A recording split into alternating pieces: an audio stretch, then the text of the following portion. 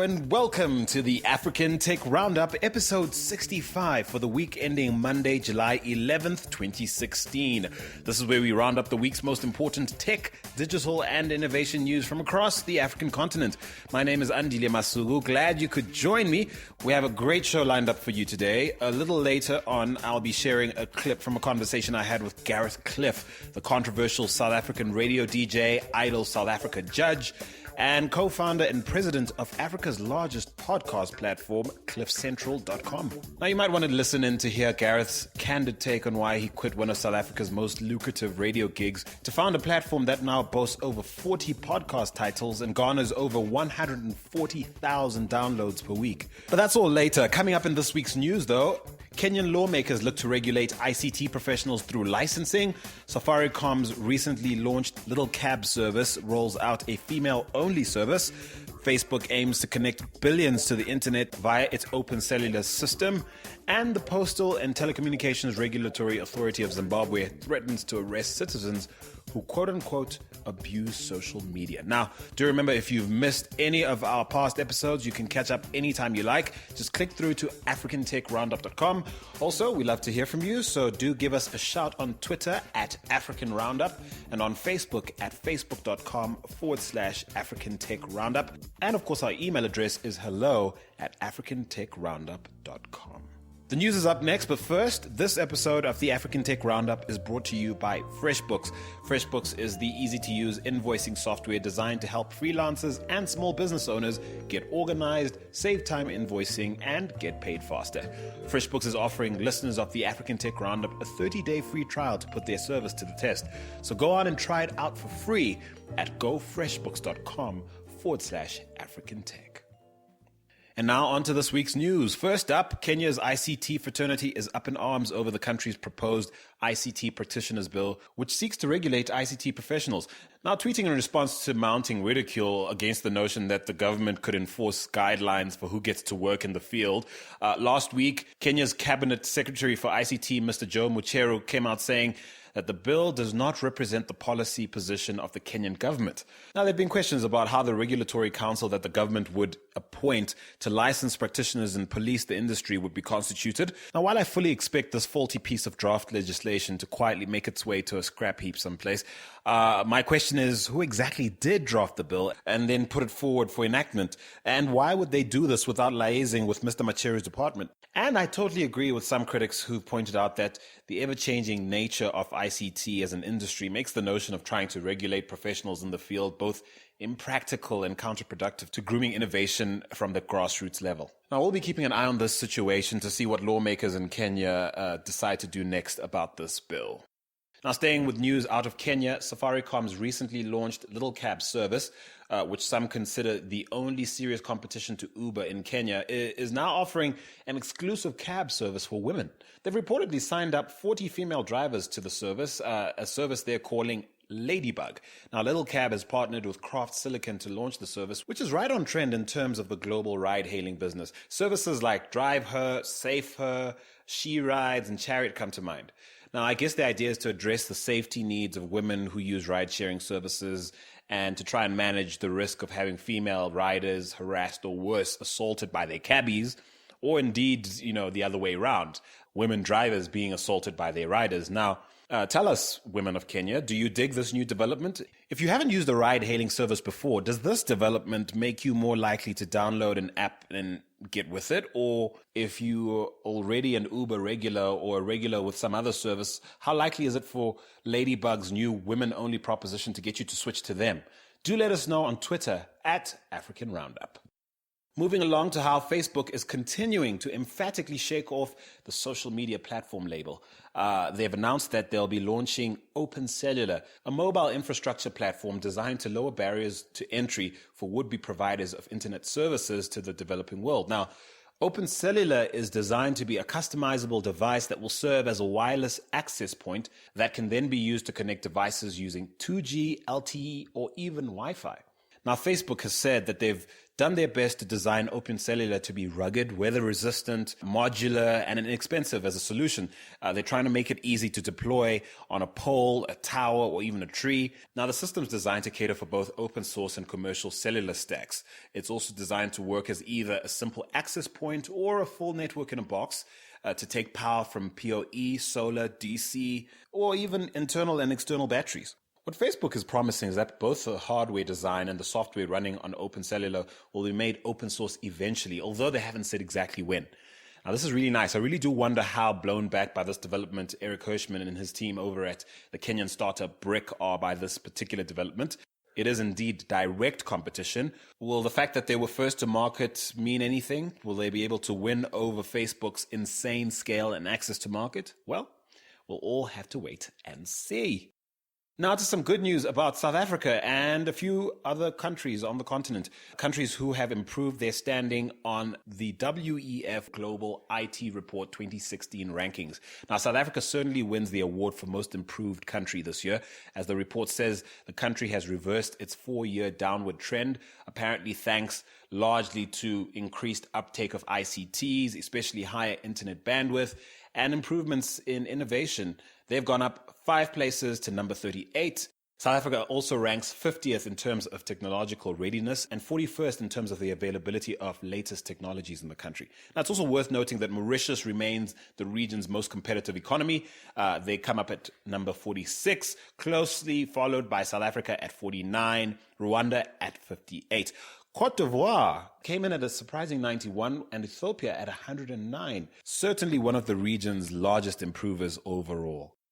Now for some unsettling news from Zimbabwe, where following a week of various violent protests and peaceful stayaways, the Postal and Telecommunications Regulatory Authority of Zimbabwe, POTRAZ, has sent a written warning out threatening arrest for people who, quote, abuse social media. Now, this warning was sent in response to a popular call on various social media platforms inviting Zimbabweans to stay away from work last Wednesday.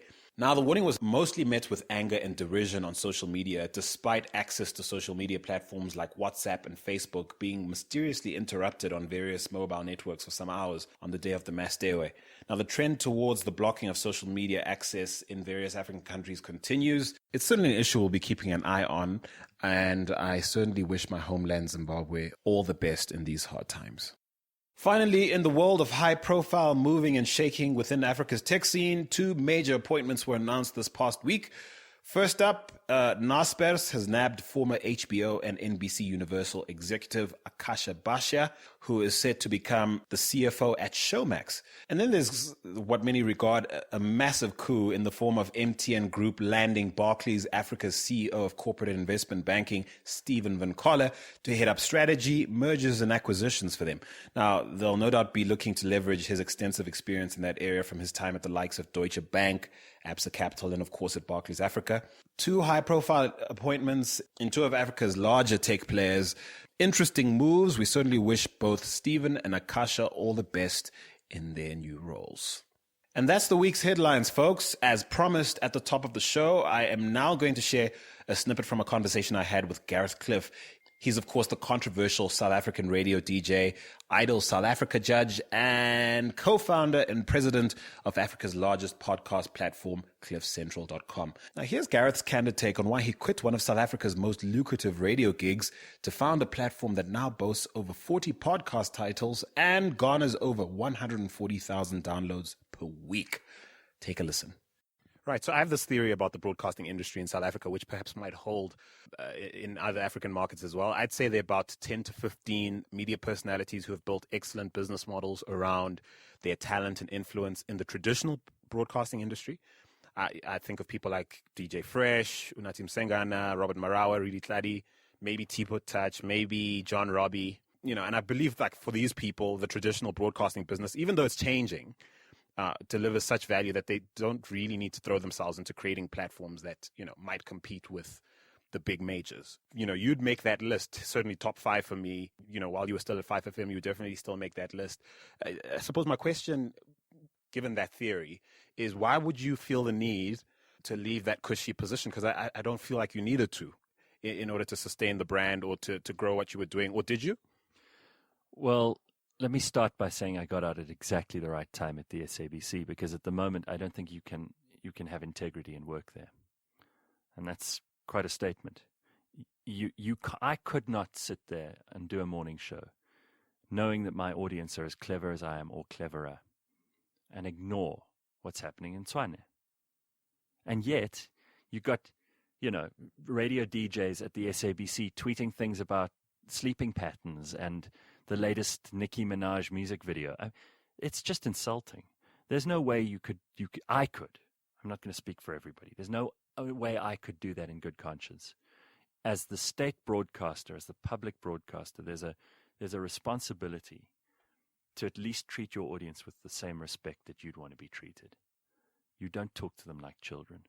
And if I were working under Hlaudi Motsoeneng right now, my head would be exploding. There's no way I could do that. So first of all, I made the decision long before any of this had happened, and for my own reasons. I decided it was time to get out, because sitting in a cushy job is for some people just not good enough. You're not going to change the world in a cushy job, even if you are influential, even if you have 6 million listeners. The way to change the world is to build something that other people can benefit from.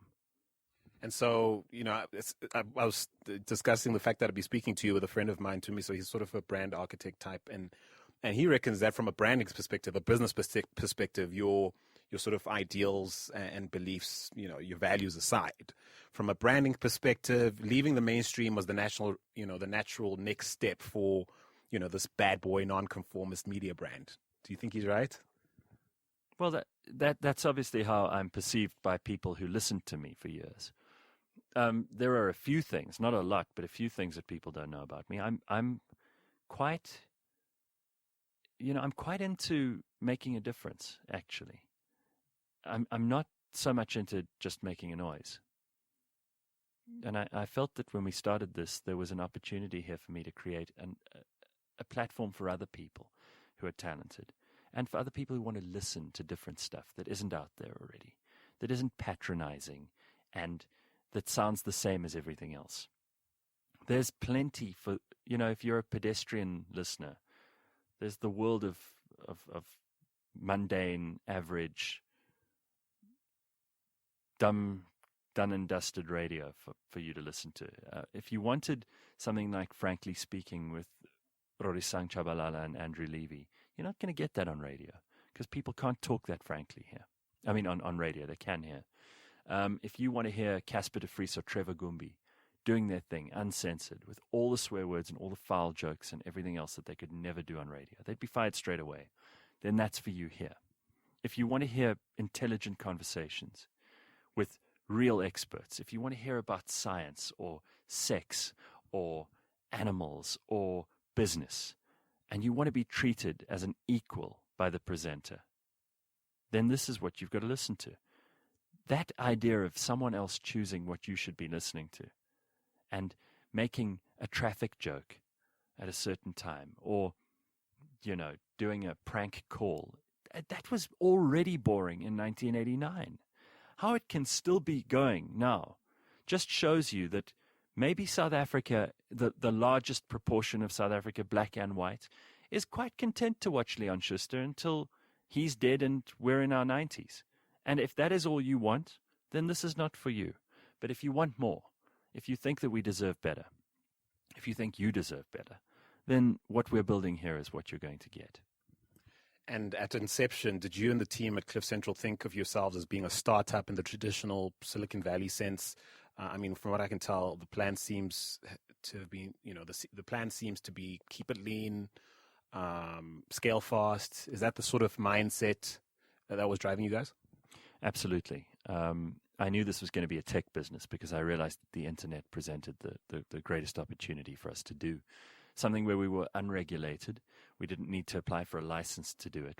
We're infinitely scalable because we can have 1,000 podcasts being produced a day in every corner of Africa.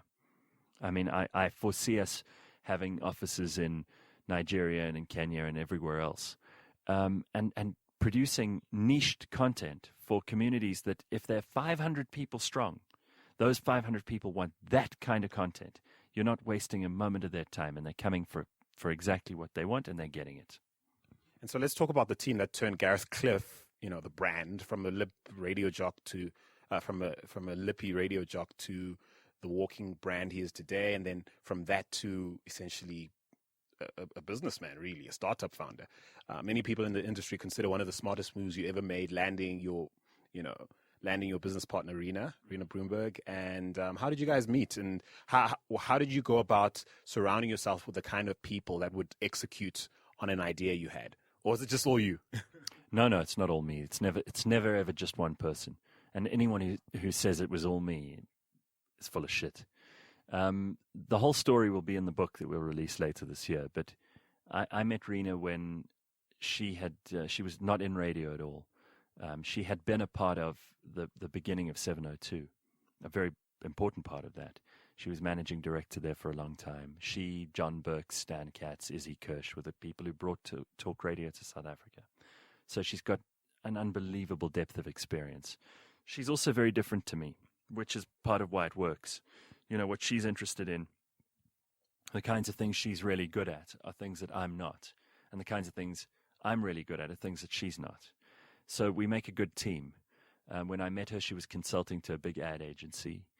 And we clicked. I think she saw potential. That's what she said. I see some potential. That's also still to date the highest compliment she's ever paid me. I was going to say, isn't that a tad condescending? Yes, and it's still the best compliment she's ever given me. So that tells you something about Rena. She's really smart. She's beyond smart. She's wise.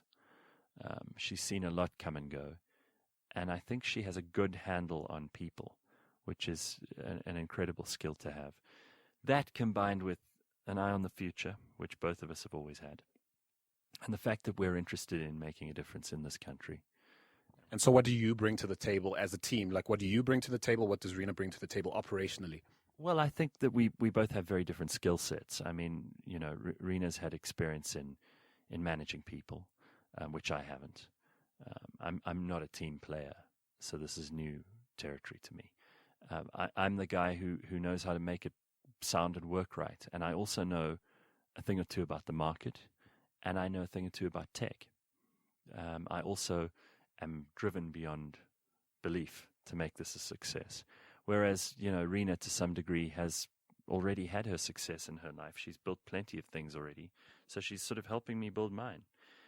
It's a combination. It's a combination of factors. It's also a combination of other personalities here.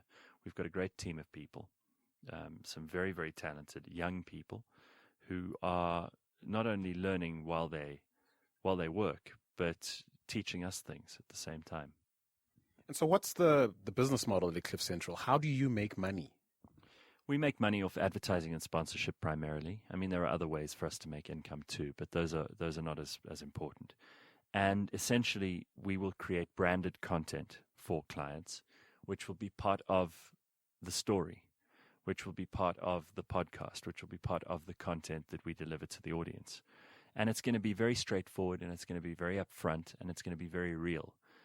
So the audience know what they're in for. But that gets them the content for free. So is this a native play, or is it like literal ads that are like... No, it's native. It's totally native, and it's woven in. And it has to be authentic, which is our whole kind of brand promise, is that we're an authentic content creator, and we're an authentic branded content deliverer. Okay, so my question is, why follow the linear radio model? Why not completely? Why don't go completely on demand? Well, we are. I don't know what you mean. Don't your shows record in real time? Or is that really just If you listen to the stream, the live stream every day between 6 and 6, you will hear the shows being recorded. Oh, I see. So that's really just a by the by. It's like if you are a big fan of, Late Night with Jimmy Fallon, and you watch it on TV every night. But one year you get a ticket to New York and you go and watch it live in studio. That's how it is. In fact, it's pretty much like what Chelsea's doing on Netflix. You can tune in and watch it live happening, or actually tune in for the live broadcast, or you can watch it when you're ready. I mean, people, it is on demand, and this is what the beauty of podcasting is that you can listen whenever you want. You can pause it, go into the shops, you can go to gym and listen to it while you're on the treadmill. You can switch it off when someone calls you. You can come back to it later, but you'll listen to the whole thing. It is something you've chosen. It lives on your phone, which is the only device that you take everywhere you go, and it's intensely personal because you have, as the listener, chosen that content. If you tune into radio, you don't know what you're going to get. Sometimes you'll stay because it's something you're interested in or mildly interested in. Sometimes you'll go because you don't give a shit about it. And so I know you learned a tough lesson about how difficult it is to produce a radio show for television because you guys launched to Comedy Central at some point, I think. Why didn't that work? Well, it didn't not work. It was an experiment. And from the beginning, it was meant to be an experiment. It was like that. This is where the startup philosophy or the startup mindset comes in. We thought, let's go big and let's do this. Let's give people the opportunity to watch this on TV. Most people don't know how to stream on the internet. Really, in South Africa, it's catching on. So let's give them options. Let's give them streaming on television. Viewing on television, streaming on the internet, WeChat. A channel on DSTV. Let's go big. Let's cover all the bases, which was the plan, so that we could make a huge splash. And it did. It got our attention, to be sure. And there's so much brand awareness, even now, 2 years later. Everybody knows what Cliff Central is, even if they haven't listened. And so which platform, given the ones you've mentioned, are what's the biggest one for you? Is it WeChat? Is it online? What's happening? It was always meant to be online. And that's why we launched the app a bit later. WeChat was a very good deal we did right in the beginning. It worked out for them, brought them a lot of users, brought us a lot of listeners, and it gave us an alternative. If our one stream went down, we were always working on WeChat. If WeChat went down, we were working on online. So we always had a backup, a redundancy, so our listeners would never be left in the dark. But the Comedy Central thing was an experiment in doing television, which has rules, and which has commercial breaks, and which has BCCSA and ICASA rules, and Unradio, which doesn't. And we only did it for a month, and I couldn't do it anymore. I said to them, we've got to stop. Plus, it was costing Comedy Central R500,000 just to send the signal to and from London and back, which is where their satellite. I don't know how these things work. It's ridiculous to me. So we were doing it on the basis that nobody was really earning money out of it. It was an experiment. And so this Unradio thing, this is you trying to coin a term the way Apple's coined podcast? Well, yeah, I think it has become a term. I see people copying it everywhere. I see all the traditional broadcasters suddenly getting into podcasting. I wonder where they got that idea. And the funny thing is, like, if you cut out a piece of a radio show and you put it online, it's not radio anymore; it's a podcast. And we're already the biggest podcaster in Africa. Right. So, where'd you get the money to do this? Who backed this idea? Is this all you? Like, did you? There's no investor. There's no angel. There's no secret. There's no treasure trove. It's Rena and I. We've paid for everything. We have not paid ourselves. And we've made sure that we could afford the things that we have. And if we couldn't afford something, we just didn't do it. And so what are the most important growth metrics you guys are tracking? I know you said you guys are putting out, was it 100,000? You've got like 100,000 downloads. Is that a week, a month? What is it? A week. 1 week. 1 week. And so are you guys cash positive? Are you profitable? We are, only recently. We've managed to, as I said, contain costs. But we're watching very carefully the audience numbers. We're watching the sales numbers. We're building relationships with key clients, and we're doing a lot of kind of trade exchanges and pro bono stuff where it strategically will help us. We've managed to get an unbelievable amount of advertising for this platform, which really has got the word out. And it's growing nicely. With data costs set to come down, they're going to have to. And with the internet being the go-to place for anyone who watches a TV series, anyone who listens to music. I don't know if anyone actually knows what the schedule of DSTV is or cares. Because if you miss Game of Thrones, you've probably illegally downloaded it anyway. So DSTV doesn't enter the picture. And in theory, the big sell with online media is that advertisers can benefit from targeting their ad spend more accurately. They're able to track the effectiveness of campaigns. But why do you think, despite this, online ad sales is such a hard sell to corporate marketers? Because of old white people in agencies, largely, and because people are scared of the unknown. They would rather keep throwing money down the hole of traditional media, paying hundreds of thousands of rands for television advertising instead of spending tens of thousands of rands online and getting a much more measurable return. It's just fear, and it's people doing what they've always done, hoping things won't change, instead of realizing things are inevitably going to change and rather be ahead of the curve than behind. Hope you enjoyed that sneak peek into Gareth Cliff's media hustle over at cliffcentral.com. Hats off to the chap, because he's certainly done a lot to break new ground for the new media industry on the continent. To find a link to the full conversation I had with him, and I have to say it's certainly worth a listen, find the link on my personal Twitter account at Masuku Andile. That's at MASUKUANDILE. Right now, once again, this episode of the African Tech Roundup was brought to you by FreshBooks. FreshBooks is offering listeners of the African Tech Roundup a 30-day free trial to put their service to the test. What are you waiting for? Go on, try it out for free at gofreshbooks.com/African Tech.